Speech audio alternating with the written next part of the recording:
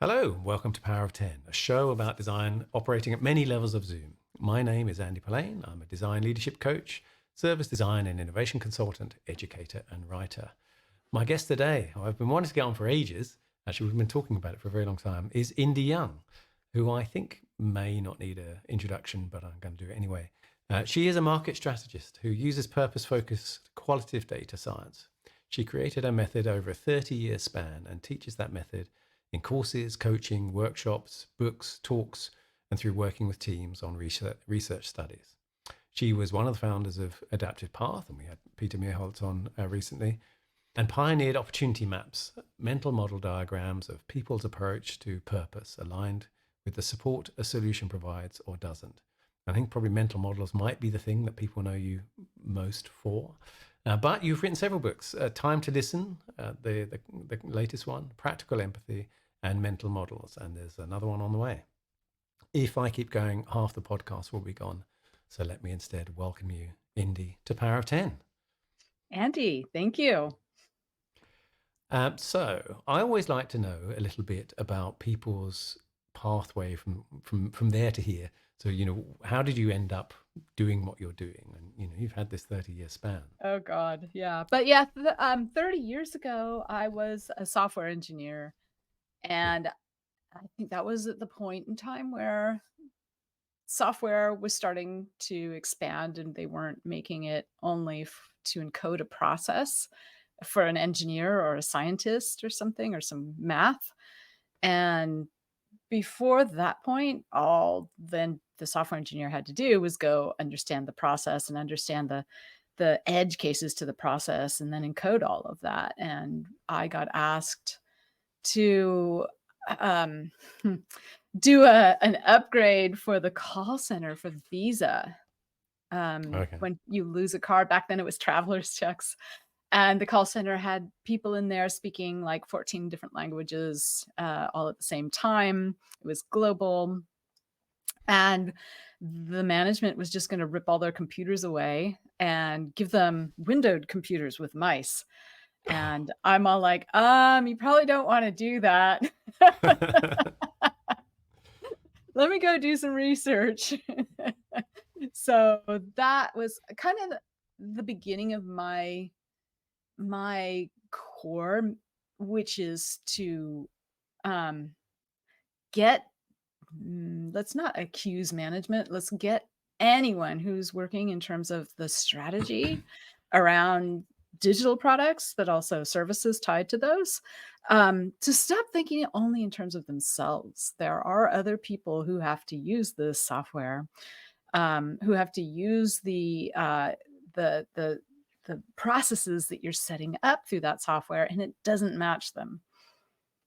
And that's the big thing that I'm about. Hey, you're only writing some process for a one way of doing things. You often, especially with IA now, we're like, sorry, AI. I'm Yeah. betraying my background. Um, we're trying to like optimize to one way, and then we'll just invest in making that one way, and it makes most people struggle. I've never met a piece of software that I really thought matched my thinking style in Mm, that context, and there are millions of us out there. yeah. I'm really interested. So this was quite a long time ago, given the, shift from, I guess, some kind of DOS-based thing to a windowed computer that you were just talking about. And you said, let's go and do some research. Um, how did you know what you were doing and what to do back then? UX didn't exist. Yeah, that's why UX I'm. research didn't exist. Yeah. I knew in my heart that I needed to represent those people working there, and I needed to understand their approach to it. I think at that point, my working my way through it, I had no tools. I wasn't aware of like anthropology or the ethnography. I wasn't aware of any of those other parallel fields that have now sort of we've pulled some ideas from them. All I had was a state machine, which is a way of sort of mimicking what a computer might do with a process, but I wanted to mimic what reps might do Yeah. given certain customers, and that was all I had. And so it was kind of the beginning of, hey, we need to represent these other people. There's a variety out there of thinking. Let's support it. And that is that's been my philosophy. I'm all about support. Let's support the variety of approaches and thinking styles out there. And at the time, I was just trying things. That particular project, the state machine that I made and the things that fell out of it, actually, I ended up creating the data schema. There was a whole team of people doing the data, but I created a data schema for what we might need. I messed around with the architecture of the whole software suite, and that whole approach ended up holding the whole team together. Everybody on the team, they're all like, "Oh my god, okay, yeah, now I see how this is gonna go together. Thank you, you solved it." Or at least you've given me, like, a little glimpse into a direction where I can see, and that I felt like that was very powerful because I'm representing people. Yeah. You said that sort of helped the team. You sort of brought the team together. It helped the team. There is a whole feeling out there. I don't think it's actually completely true, but I think I understand that lots of people have been laid off and they're feeling it. But Mhm. there has been quite a lot about UX in fact, but certainly UX research is dead and it's kind of gone somewhere else, and even down to kind of it's not necessary. So, in what way did this help the team? What did they not know? Or what were they struggling with? Because what I'm hearing is that they didn't say what we need is some research. That was you Mhm. who was saying this, Mhm. right? Mhm. So how did it sort of, when you brought that to them, did it then help them? Because I think it's kind of useful for people to hear the sort of Okay. origin story of that kind of Yeah. thing. Right? Yeah, yeah, yeah. So in this case, it was a bunch of different contractors that were hired by Visa. Hmm. One contractor to do the software architecture, another contractor to do the data. I was sort of the contractor to do the front end, the lipstick on the pig sort of thing. And they were without leadership. There was somebody who was supposed to be the leader, but as many leaders are, not a lot of people got along with them. um, and so there That's were like it, so there were that it solved that. It was like, oh, here's somebody who actually went and did work, did some understanding, and has something that we trust. That now me looking at this other contractor over there who's like thinking in a different language than me, not literally, but figuratively. How do I communicate with them? Now we had this thing, and it yeah. was from somebody that had done some work. And at that point in time, we didn't have the get it done yesterday kind of speed thing. That Okay. was not a part of the picture.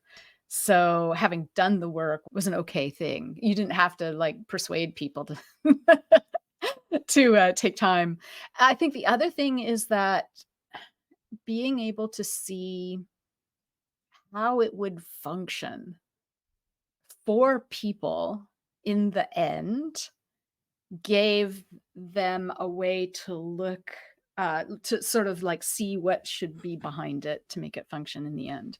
Does that make sense? Yeah, it does. You said a Yeah. thing just now. It helped them to trust, and I'm really interested in this. Yeah. Especially back then, but because this is the sort of number one. Oh, I don't know if it's the number one problem, but it's certainly a big problem for UXers in general, but or design in general actually, but certainly researchers, because there is a tendency to we know our customers, I know our customers, I know what they want, or I'm Steve Jobs and I kind of have got this brilliant idea and I don't really need the research. I'm sure you've heard every single kind of variant of this. So getting people to kind of trust the research. What have you found that is successful there? There are some ingredients that go into it. One of the ingredients is, and they vary from organization to organization. And really, when I say organization, is usually an individual or a pair of individuals within an organization who have done the work to get in a position where they might have budget. They are maybe in the position where they have a connection to somebody at the executive level or the VP level. They might be in one of those VP positions themselves. They might have made a relationship with somebody up a couple of levels. But what happens to that person or a couple of people is that they have in mind this idea that if this org is going to be sustainable, and so I think I have to step back and say this doesn't work for orgs that don't care about being sustainable. If And you're by sustainable, you mean longevity. Yeah. around for a long Yeah. time. Yeah. Yeah. Yeah. Having employees for a long time. Um, yeah, if you're like a startup and you just want to get bought by some big tech company, this doesn't apply to you. Right. You have to be the kind of person that's I'm interested in not only like the typical innovation, the idea of like having a competitive edge, but also having some sort of an idea of including more people or supporting more people. This idea that it's been a struggle with the people who are working in accessibility. Yeah. I think we're finally starting to see some progress there. Fable has been doing some great webinars with some amazing guests that talk about their accessibility process within their org. And I think what's happening with the idea of getting people to trust research or to be interested in research is that whole idea of like, oh, there is more out there. There, by reducing what we make to one optimal,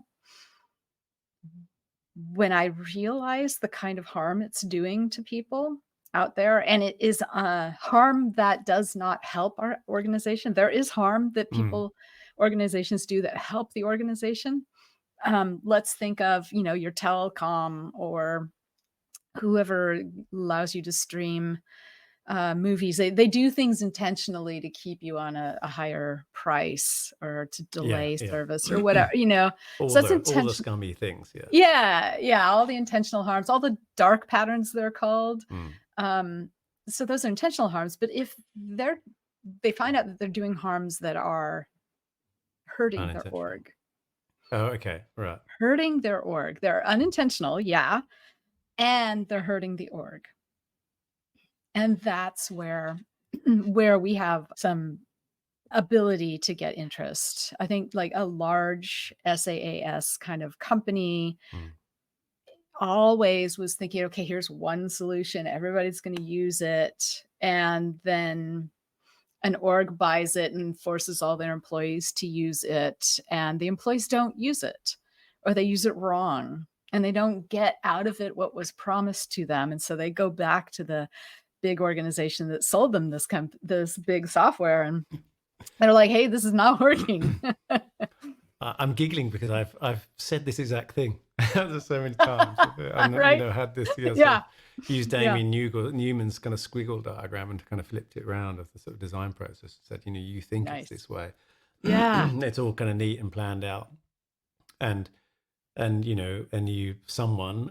used to work for Fjord, who are owned by Accenture, technology consulting company. Someone has sold you a kind of multi-million-dollar SAP system, and then Mhm. you're going to come back as it hits the kind of messiness of humans. You're going to come back in a few years' time and go, hey, Mhm.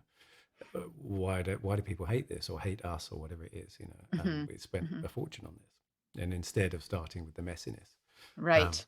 Yeah. I'm interested. You also kind of I'm kind of reading it off here. You talk about the work you do as purpose focused, qualitative data science, and in your tag there you've got data science that listens. Yeah. Has it been helpful to phrase it in that way, to talk about it as data science than UX research? Sort of, Oh, which is definitely. all hugging customers and Yeah. and that's just your I opinion and all that stuff. exactly, right? I think the other thing is that I don't do UX research. Yeah. UX research has become known as, and it's odd because user experience means like the whole experience, but UX research has sort of become, oh, we're just like doing A/B tests, or we're doing usability, or, that kind of stuff. Just the sort of end bit of it, right? The Yeah, sort yeah, of the once you end, already know what it is you're yeah, making, yeah, and it's just about kind of working out which right, which bit is right. right. Yeah, And maybe you're making some prototypes and throwing those out there. It's all in the solution land. I yeah, call it the solution space, yeah, right? It's all about ideas and solutions and figuring out how those solutions rub up against real people. yeah, I don't do that at all. yeah. You're all I have about the problem space, aren't you? Right. Yeah, well, yeah, although I'm starting to call it, in one of my diagrams, I started putting this little space in between, and I called it the strategy space. Mm. And I think the strategy space actually speaks a little bit more strongly to people. Nathan Shedroff just published a book in December called A Whole New Strategy. And his opening is like, oh my gosh, companies don't do strategy. They just like, stick a finger in the air. They're like, oh, I think this is, the direction we're going to Yeah, go. And strategy is based on a bunch of things. But one of the very first things with the biggest chapter is the qualitative data, yeah, is understanding your market. So, trying to understand a market segment, get market insights, all of those kinds of words, I think, are describing what I do, what I'm trying to do. I do have a purpose of, and a mission is to get organizations to realize the variety in their market and start supporting it. yeah, Um, yeah.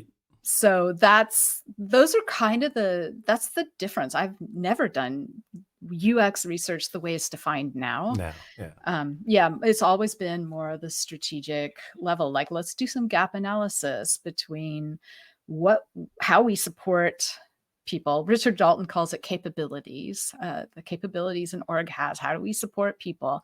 What are the gaps? And then I ask questions like, well, what are the gaps between different thinking styles yeah, and those capabilities, and how do we measure those and track how we're changing them over time? It also helps in terms of being able to prioritize, because there's so much you can do, and sometimes we get sort of stuck going, well, let's just follow this direction because that's the direction we've been following, and it's hard to not only see a new path that like goes off piste into a direction that's really interesting, especially for a certain thinking style that you're interested in having, that maybe you're harming and that's detrimental to your organization.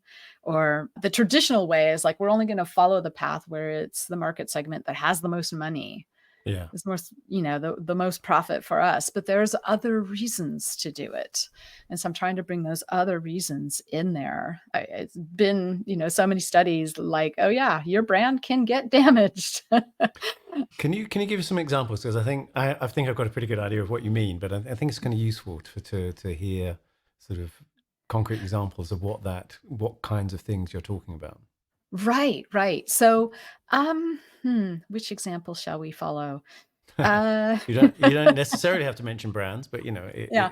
Well, I you can. just did a post about something I heard a, a Netflix product person say.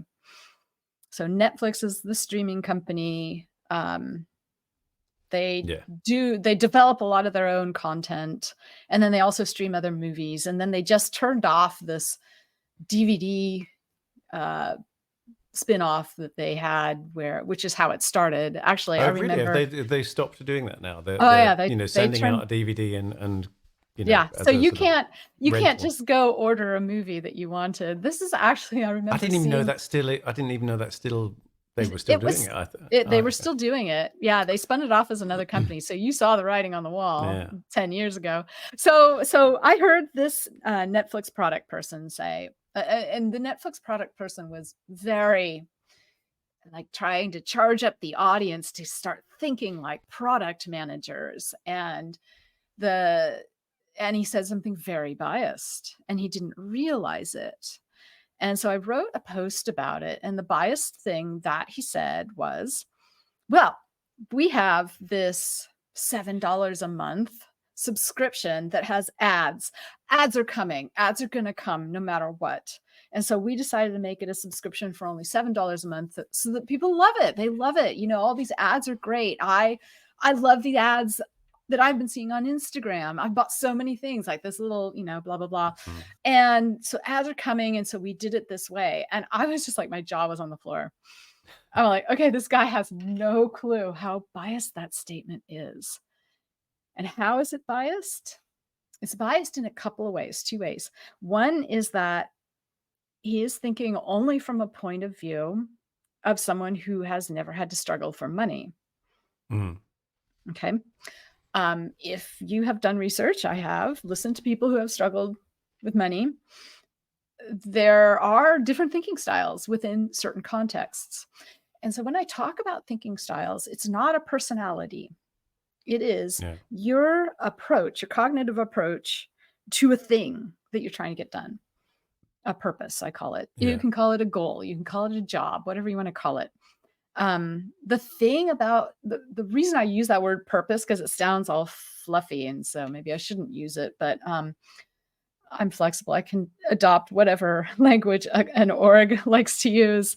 Driver was something somebody was using just the other day. The idea is that it's super big. It could be a purpose that you don't ever want to finish. Or it could be something that you want to get done in 5 minutes. Yeah. Right. Yeah. So, and it could be something negative. And there's a lot that's maybe what we should be talking about is all the negatives that I'm trying to get at. So what happened here is that he's looking at it just from the point of view of someone who's had a lot of money, hasn't had to struggle, and doesn't realize that there is thinking styles within this purpose of deciding whether to buy a streaming service. There's a thinking style of like control the luxuries. Yeah. Where, you know, and even it extends beyond luxuries. Like I'm going to control my water bill, my electricity bill. I'm going to turn off the heat because I can't afford the gas. So it's not just luxuries that it's involved in, but this thinking style with regard to deciding whether to buy like a streaming, it's around luxury. And if you're going to serve ads to people who are in that mindset, they're going to be harmed. Yeah, because they're constantly being sold sold stuff or advertised stuff that they are unable to buy or don't want to buy. You know. Yes, that's one. Another could be that maybe they know someone who went through bankruptcy, or maybe they themselves went through bankruptcy, and there's a lot of shame around it. Yeah. When you find yourself in that position, you realize maybe you had some habits that were out of control. That's also shame. Shame is a harm.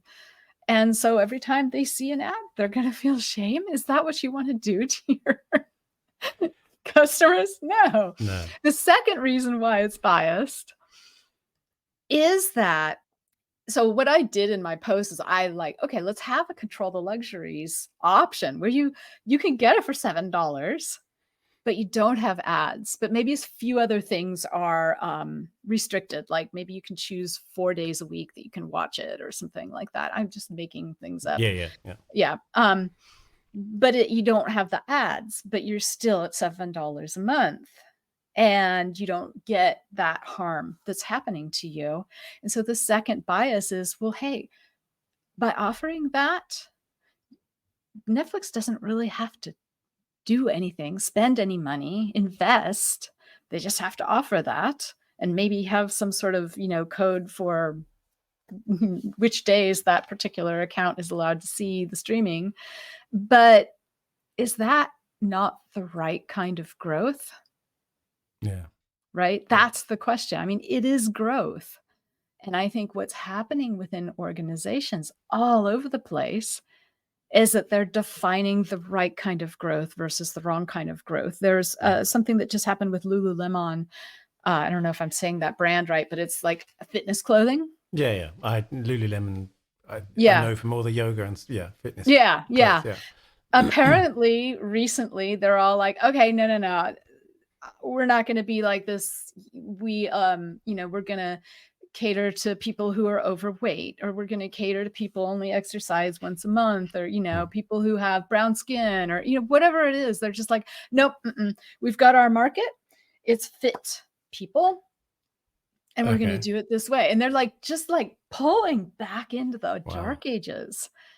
I'm amazed. I'm amazed that they should do that. And is that a sort of classic sort of rationalization thing where Yeah. supporting these other, I mean, it's what you were saying before, there's this center of our market which is the most lucrative, and Right. the return on investment isn't worth it for those other things. Right. Is Yeah. that's Yeah. basically the thing. That's the classic thing that we're all, I think, trying to fight against. But Yeah. the thing is that it's raw bias. Yeah. It's like, we don't want to support those people. We don't want their money, even though we don't have to do anything, invest anything to get it. Hmm. Yeah, it's funny, isn't it? There's been this whole. I'll try not to kind of be hugely into the politics of it, but as you know, it being in America, there's been this whole kind of anti-DEI thing going on, and putting it that way, phrasing it that way. Someone else, this is my word. Someone else was pointed this out the other day. I think it was Cara Swisher or something. Was saying, when you say anti-DEI, it sounds like I'm just anti this thing, but actually, if you're going to break it down and go, so what you're saying, you're anti-diversity, you're anti-inclusion. It's kind of like an anti-equity. It's and the way you just said it is like, so what you're saying is we don't want those people. We don't want to serve those people. We don't want your money. It sounds much more. I mean, it's the reality of what it is, but I think it's a much more stark way of putting it. Yeah. I'll be really Or interested to see. we'll serve them, but we're going to harm them. Yeah, well, that's even worse. Yeah. Yeah. We'll harm them in order to serve them. Wow. Yeah. So I wanted to ask you something, because we should get on to Time to Listen. Okay. But your first book was Mental Models, and with this way of, and some mental models were a thing already. I mean, there were different They are still a thing. Yeah, there were, what I'm saying and what I mean is there was there had already been kind of research into with different versions of it, like I see. scripts Right. and Yeah. mental models, how people understand Yeah. things that they don't understand. Is maybe one way of putting it. So I think one of the very first bits of research from the that I ever saw about it from the, I think, mid 80s, about thermostats. Right. I can't Yeah. remember who the authors That's were now. Of so. people understanding. Yeah. How does your thermostat work? Yeah. Is it a switch Yeah. that goes on and off at a temperature, or is it a valve that it sort of opens more or less depending on the? And people had these. I think the original research was about sort of folk taxonomies or explanations for how things like that worked. Yeah. Is that what you? That's where I very first heard the term. What I wanted to do was make a mental model for a team about a population, about a segment of a market. Yeah. So that's all I'm doing. My mental models look like a city skyline. They look like a whole bunch of towers. Yeah. And really importantly, I guess, is probably to say, and this is the bit that I really love from a service design perspective, and is you have these. Well, you have a few things. You have these kind of, some of what we're talking about. What are the purposes that you use going to a movie? Actually, I remember. And there's lots of different reasons for going to a movie, right? And most people go and see a film, but as you point out, no, I want to go and hang out with some friends. I'm going on a date. I want to, One of them was like, I had to escape work. It's like the only place I can turn off my pager. Oh, whoops, another word people won't recognize. They were like mobile phones that you couldn't talk back on. And then, but the other crucial bit is sort of underneath you had those different sort of tower blocks of depending on kind of those different purposes and things. And then, but underneath you had sort of where the organization is supported, or where they're supported. In those different stages, and it sort of very nicely made a kind of, well, here's a massive need or set of purposes here, and there's a gap there, right? There's no one supporting it, so opportunity.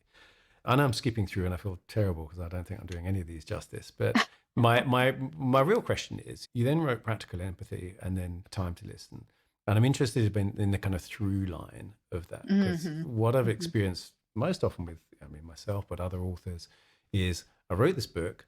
I started, people started working with people about it and talking to people about it. And then I got all these questions, or I saw people didn't understand this bit and had these problems. So I then wrote this next book, and so I'm interested in that kind of through line for you of like, what's been the development And I guess that might get you to the one you're writing now too. Right about 3 months after mental models came out, the book, I realized I was using the word task in that book to represent cognition, and that was Yeah. just wrong.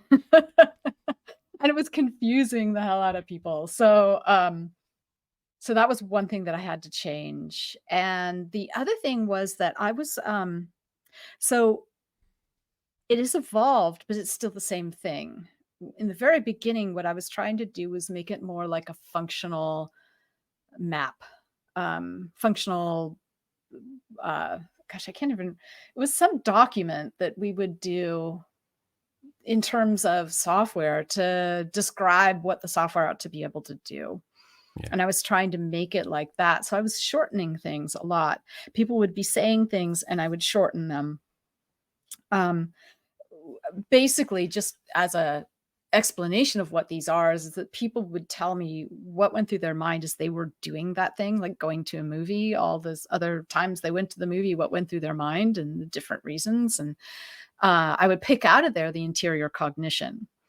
Yeah. And the interior cognition, I would then just sort of shorten into a summary and stick it using affinity of focus of mental attention.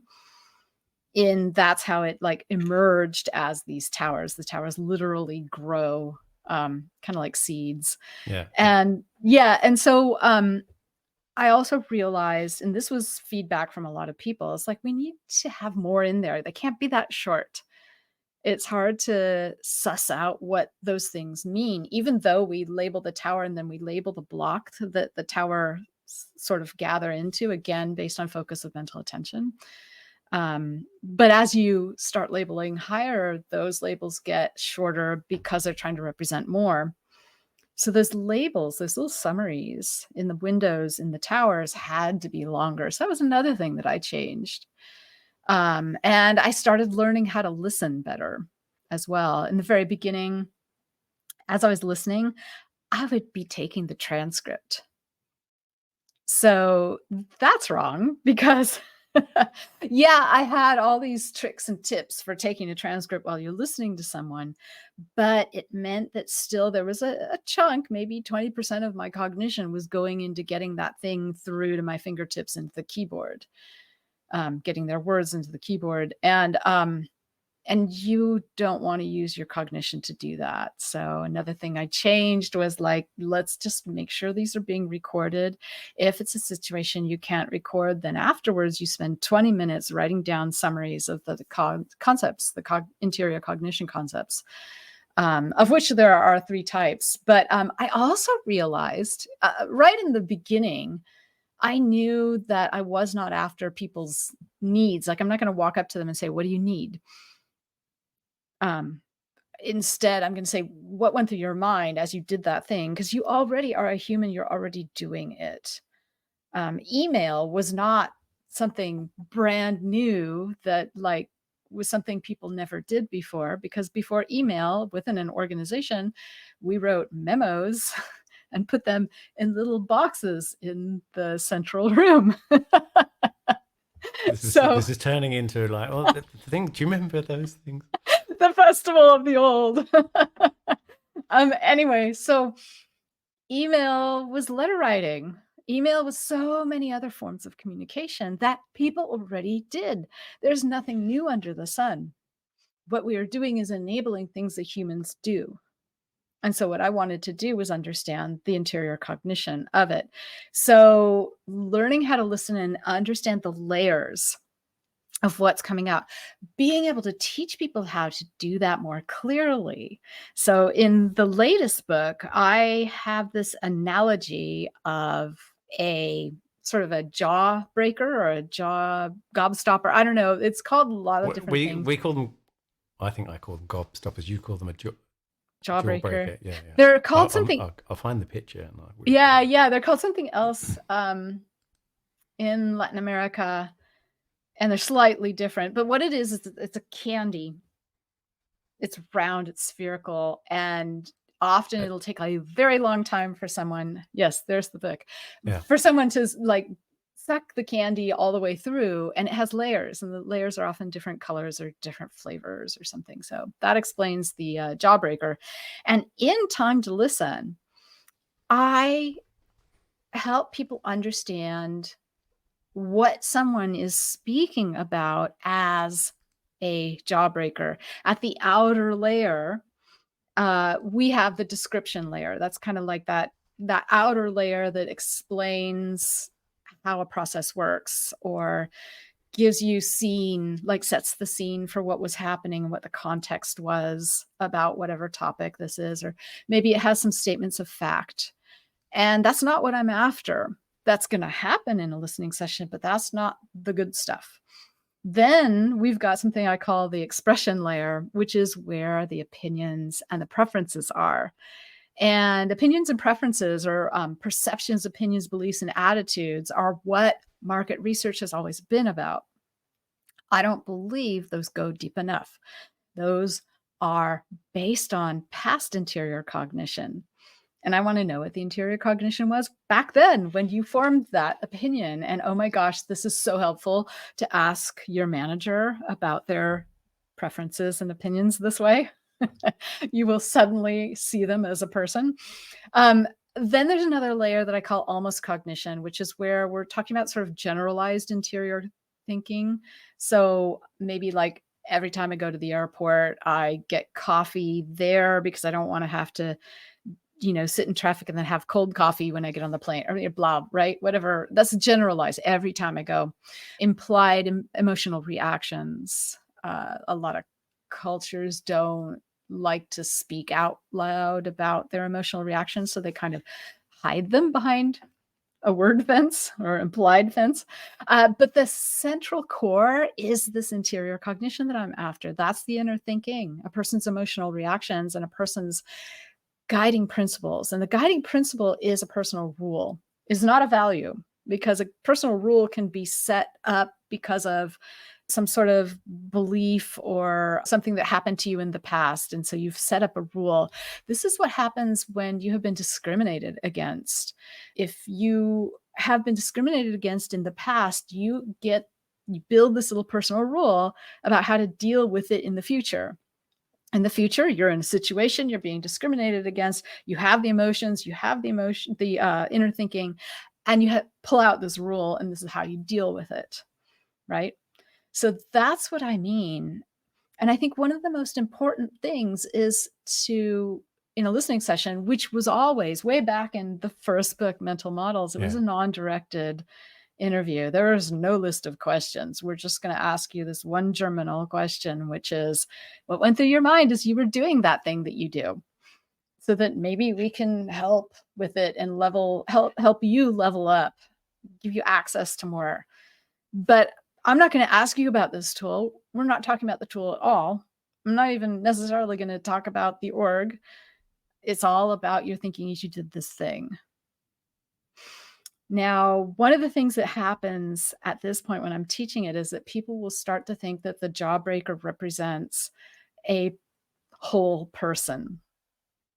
And it only represents, so that we're like, oh yeah, we're sussing out like the inner thinking of that person, and we're getting past that person's preferences. No, it's only about a topic. So during a listening session, there's going to be a lot of these jawbreakers on the table. Person's going to bring up a lot of topics about the purpose that they were doing, that we're talking about.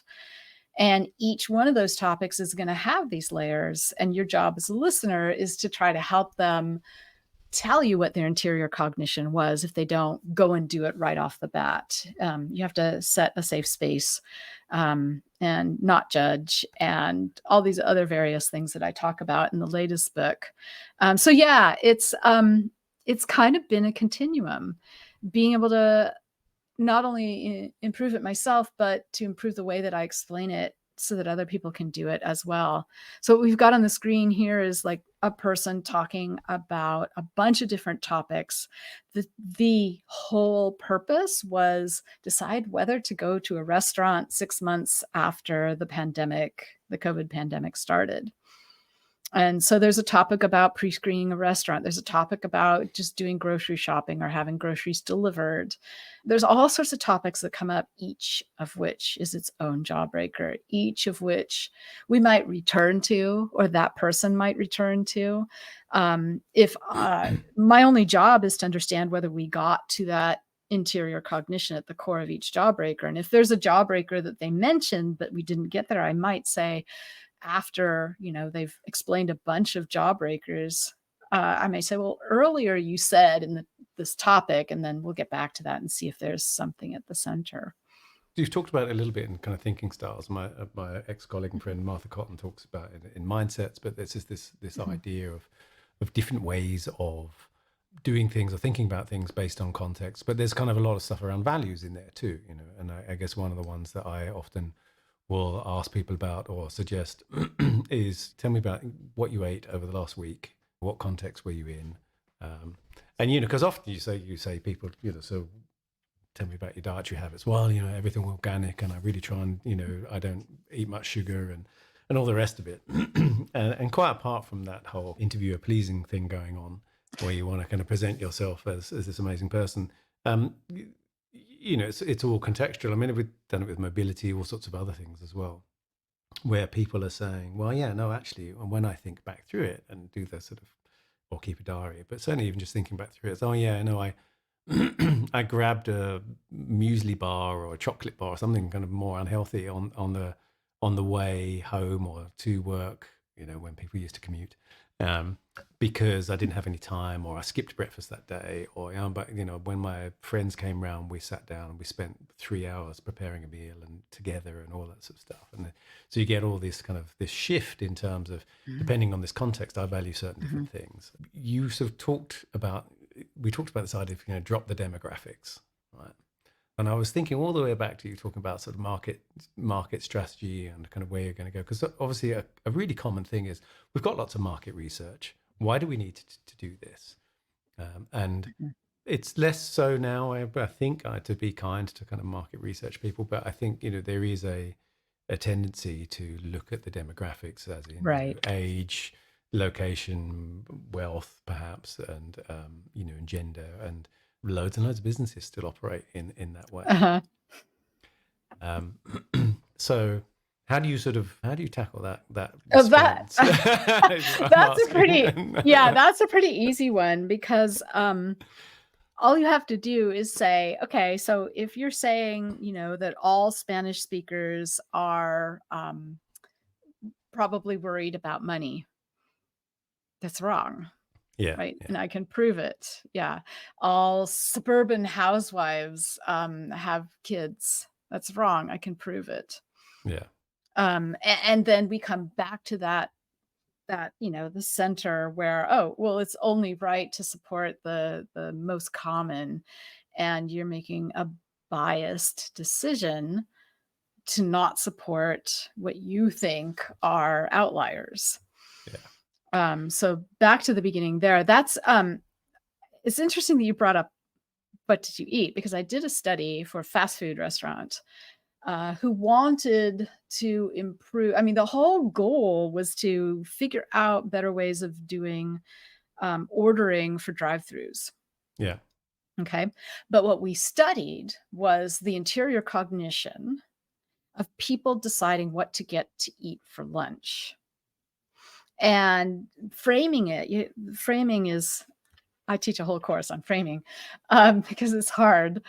But framing it to get patterns, and framing it to get patterns that are useful for that particular organizational goal of improving ordering for drive-throughs, it takes a lot of thought. And so what we did was we saw not only this city skyline mental model diagram of what goes through people's minds as they got lunch, but we also saw the thinking styles. And the thinking styles were not, they're contextual. So your thinking style one day might change the next day, or it might even change when you get to the place where you had decided to go using one thinking style and see that it's so crowded that there's no way possible that you can do it.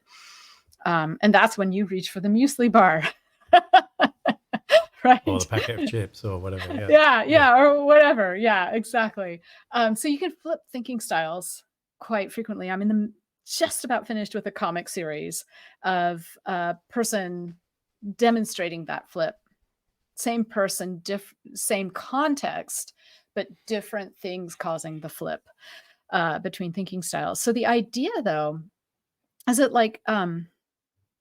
for deciding what to get to lunch, I think, one of the thinking styles was, try to stay on the straight and narrow, whatever my straight and narrow was, Mm. right? Our straight and narrows might be different. But I'm trying to stay on it and make my decisions by eliminating things from menus or eliminating locations to go based on what's available there that doesn't fit within my straight and narrow. So that could be, keeping to a budget, could be a health thing, it could be being vegan or whatever it is. That's what you're, yeah, Counting calories, yeah, yeah, yeah. yeah, yeah, all that thing. Whereas another one, you'll probably relate to this, is like, I don't wanna eat the same thing twice. Right? I'm the opposite. Don't eat the same thing twice. Yeah. So you're at work, you're gonna go out to lunch with your buddies, 2, 3 buddies, and they all wanna go get a burrito, and you're like, "No way, dude, I had a burrito last night. Mm-mm." And you will leave that group in that thinking Two. style and go get your own food somewhere. Even though that was your thinking style the day before, No, the because day you were before, I got a burrito because the day before I had a grilled cheese sandwich. right. Okay, all right. Yeah, it's Oh, not okay, so about the it's always, burrito. it's always kind of It contextually can't be the relative to the same. thing before. It's kind of moving along. Yeah, Yeah, yeah, yeah, exactly. It just can't be the same. yeah. So what's interesting is that when you get the mental model diagram and these thinking styles, and then you come back to try to solve this, how do we help people order? God, wow, already you've probably thought of 2 ideas how to serve or support the people who don't want to repeat the same thing 2 days in a row, or, even the same week. Yeah. Because you can track what they've ordered at your organization if you're doing it through some sort of an app. Yeah. Yeah. So, when you explain it like that, so Mhm. eloquently, and people, you can really relate to it, right? And I think, when you talk about this stuff, people are like, oh yeah, yeah, I completely get it. I'm like that all the time. Right?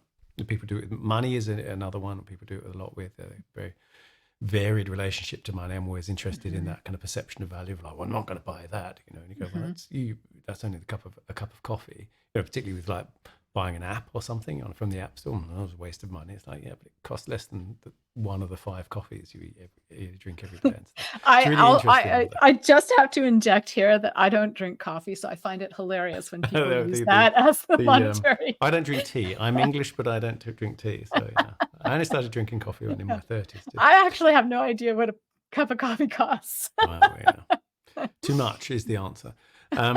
So no, it's probably not enough. Is actually the answer. So I Oh, think yeah. people really kind of understand this Yeah. stuff and immediately get it right.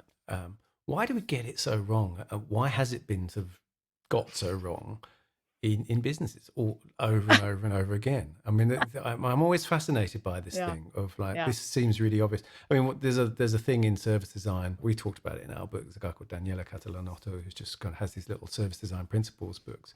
And one of the things, his principles was, don't treat your customers in a different way that you treat a friend, right? And it's a very simple kind of principle, but all the time we have these very kind of asynchronous and unfriendly, unkind relationships with companies. Why does this all go wrong? Why are we so sort of?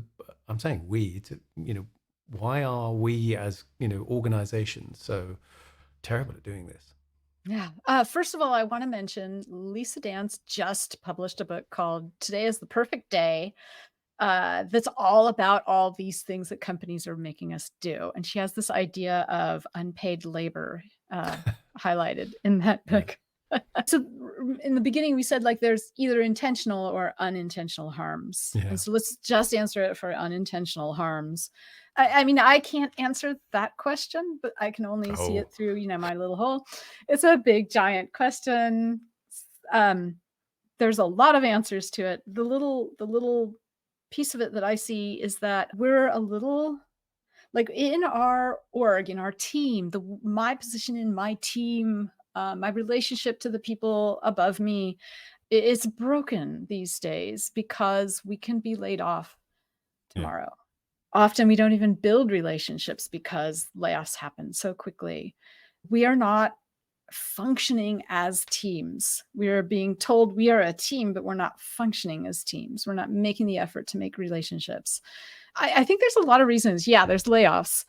There's also when, so and so who had dark skin tried to make a change and then she got ostracized and she complained to HR and they did nothing and she ended up kicked out.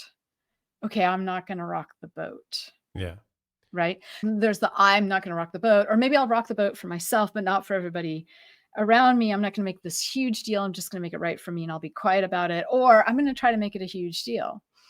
There's a lot of us who are, I'm going to make it a huge deal for everyone so I can try to make a difference in my tiny little way. And if we all try to make a difference in our tiny little way, then maybe we will make a change. But I think that there's a lot of stuckness within our orgs. Like what I said in the beginning is like, they're just going to fall back to the way we always did things. I'm not going to go off piste in that direction because it doesn't adhere to the way that we've traditionally spoken about business. It doesn't adhere to the idea that, oh, that's a market where we can get a lot of profit. Yeah. It does represent this DEI. It does represent sustainability. It does represent being able to be on a team where we function as a team, where we have each other's back, where we can make ideas together, where our managers have our back to make ideas together, where our managers actually make ideas that are great. It's broken. So that's the little piece of it that I see. It's very dehumanized, isn't it? That's it. Yeah. And actually, I've often said, the role of what we're trying to do is to rehumanize, dehumanize products and services, right? I mean, I kind of think that's where it sort of leaches out. So what are you working on at the moment? What is the next one? So I'm not working on that book yet. The next book is Thinking Styles. I've got a course right now, but I have been upgrading my courses so that they are accessible and so that they are they work in people's lives a little bit better. What I do is the recordings. There's a whole set of recordings for a course. Like the Listening Deeply course is 11 hours of recordings. Yeah. And you're going to do it over 6 months and figure it out. Right. And there's quizzes and all the exercises. And I did this for the 2 courses around emergent data synthesis, which is my way of seeing the patterns, letting those patterns grow, not putting my codes on it, because my codes are my codes and my org's codes. That's not what people are saying. So it's emergent data synthesis. So those 3 courses are out. The next course is the Thinking Styles course. And then the course after that I'm going to upgrade is the Framing Your Study course.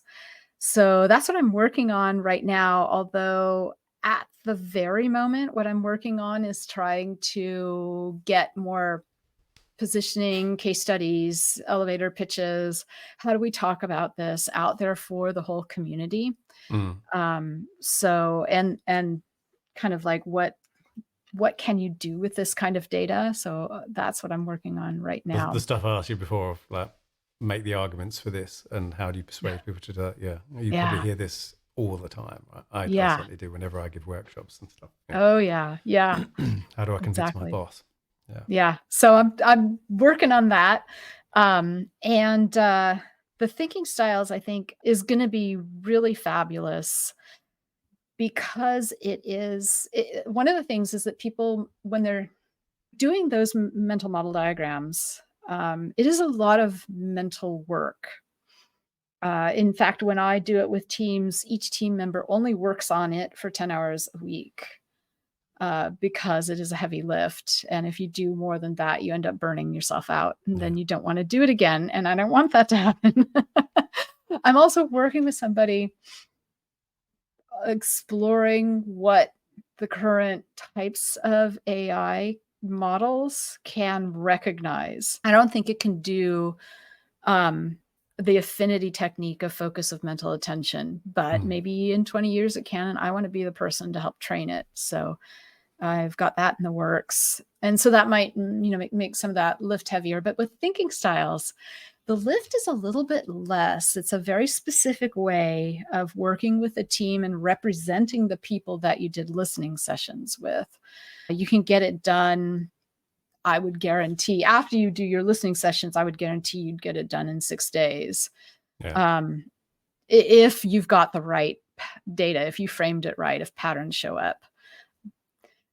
Every time I do it, it works because I know how to frame this thing. There's definitely the chance that it won't work if it wasn't framed right. Yeah. So we could talk for hours, but we have hit an hour already. There is one final question always, which is what one small thing is either overlooked or could be redesigned that would have an outsized effect on the world? I think the one small thing that I'd like to mention is our pride and our curiosity about data. When we react to it, when we see a piece of data, we will ask these really stupid demographic questions. It's everywhere. We're swimming in it. It shows up in academic papers. It shows up in journalism. It shows up in our own work. I mean, we're literally swimming in it in the entire world. It's like, 57% of respondents were in favor of X, but the others were, like all split all over the place. And so you'll go like, of that 57%, how many of them were women? Yeah. Right? That will be your proud curiosity. Well, I want to know how. I was like, that's a ridiculous shit question. First of all, it's often getting asked in a binary sense, and binary does not apply. And second of all, like what are you going to get out of that? It means nothing. It's like saying, all Spanish speakers have trouble with money. Doesn't make any sense. It makes no sense. So that's my one little thing. Okay. Stop that. Don't be proud of that kind of curiosity. Ask different questions, like about the thinking styles. Where can people find you online? I've put indiyoung.com there. You are there. Yep. I'm on LinkedIn, and I'm also on Blue Sky and Twitter /X. But I think in LinkedIn, that's where I focus. So I do my most responding to people there. Yeah. And that's Indi Young at LinkedIn. I'll put the links in the show notes. Yeah. I also I'm on Medium, and I have a newsletter on Substack. I had to switch to Substack because they shut down Tiny Letter. Yeah. And Substack has its issues, but I'm not spending any money through them at all. So I'm like, okay, maybe, I don't know. Well, I'll put the links to that in the show notes too. Indi, thank you so much for being my guest on Power of 10. Thank you, Andy. You have been watching and listening to Power of 10. You can find more about the show on Polaine.com, where you can also check out my leadership coaching practice, online courses, sign up for my very irregular newsletter, Doctor's Note. If you've got any thoughts, comments, disagreements, whatever, put them in the comments below if you're watching on YouTube, or get in touch. You'll find me on as at @Polaine on pkm.social on Mastodon. You'll find me on LinkedIn or my website. All the links are in the show notes. Thanks for listening, and see you next time.